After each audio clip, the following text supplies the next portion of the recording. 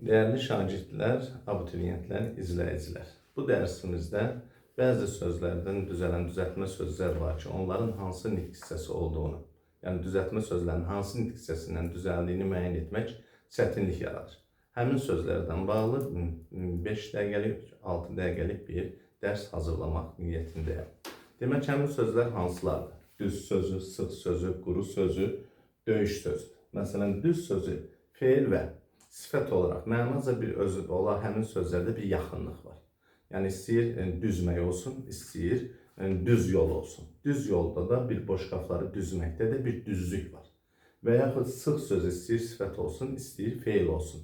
Onların leksik mənasında bir bağlılıq var, bir yaxınlıq var. Söz feil kimi də, sifət kimi də işlənsə də sıx sözündə bir məna bağlılığı var. O cümlədən quru sözündə feil və sifət olaraq quru sözündə bir məna bağlılığı var. O cümlədən döyüş sözü, istəyir feil olsun, istəyir isim olsun, döyüş sözünün mənasında bir yaxınlıq var.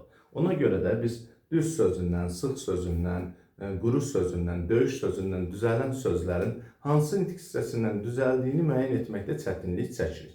Bu zaman biz təklif olunan yol odur ki, şəkilçinin hansı nitq hissəsinə artırılan şəkilçi olduğuna diqqət etmək lazımdır. Biz bilirik ki, adlardan və feillərdən söz düzəldən şəkilçilər fərqlənirlər. Yəni, adlardan düzəldən feillərdən düzəltmir, feillərdən düzəldən adlardan düzəltmir. Bu prinsipi nəzərə alaraq biz şəkilçinin hansı nitq hissəsinə artırılan şəkilçi, yəni feildən yoxsa adlardan mı söz düzəltdiyini nəzərə alaraq düz kimi, sıx kimi, quru kimi, döyüş kimi sözlərin hansı nitq hissəsinin olduğunu müəyyən edə bilərik.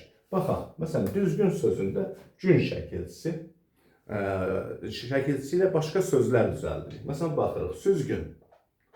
Məsələn, leksik şəkilçiləri əzbər bilməsək də, əzbər öyrənməyə ehtiyac olmasa da, hər halda biz leksik şəkilçilərdən bir neçə söz düzəltməyi bacarmalıyıq. Və yaxud əzgin. Gördüyünüz kimi, süzgün sözündəki süz sözü homonim söz deyil, feildir. Əzgin sözündəki əz sözü homonim söz deyil, feildir. Demək, gün şəkilçisi feildən söz düzəldən şəkilçidir. Feildən sifət düzəldən şəkilçidir. Bu halda, deməli, bizim buradakı düzgün sözündəki düz sözümüz də feildir. Çünki gün şəkilçisi feildən söz düzəldən şəkilçidir. Və yaxud indi düzəl sözünə baxırıq. Əl şəkilçisi adlardan feil düzəldən şəkilçidir. Məsələn, genəlmək.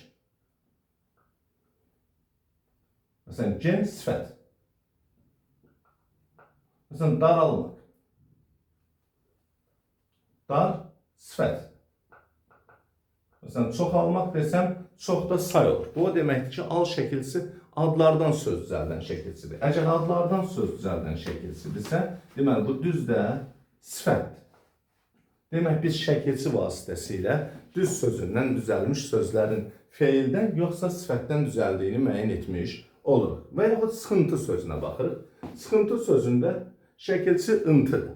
Intı ilə başqa sözlər düzəltməyə başlayırıq. Məsələn, deyək ki, qazıntı.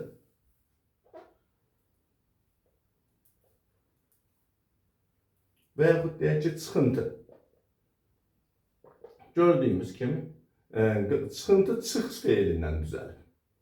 Qazıntı qaz feilindən düzəlir. Düzdür, biz artıq onların digər qazlarla heç bir məna əlaqəsi olduğunu görürük, məna əlaqəsi olmadığını görürük. Demək, buradakı qaz, buradakı çıx feildir. Demək, bizim buradakı sıx sözümüz də feildir. Çünki ıntı şəkilçisi feildən söz düzəldən şəkilçidir. Yəni, adlardan yox, feildən. Demək, buradakı sıxıntı sözündəki sıxıntı sıx feildir. Və yaxud sıxlaşmaq sözünə baxırıq bu dəfə.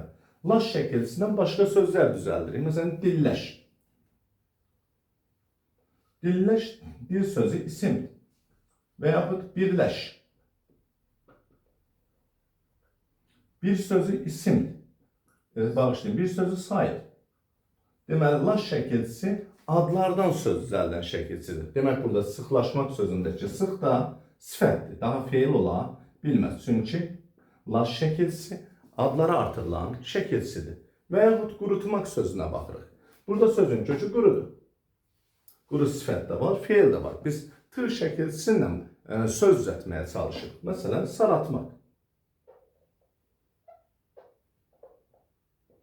Deməli, saratmaq saral sözündən düzəlir. Saral isə nədir?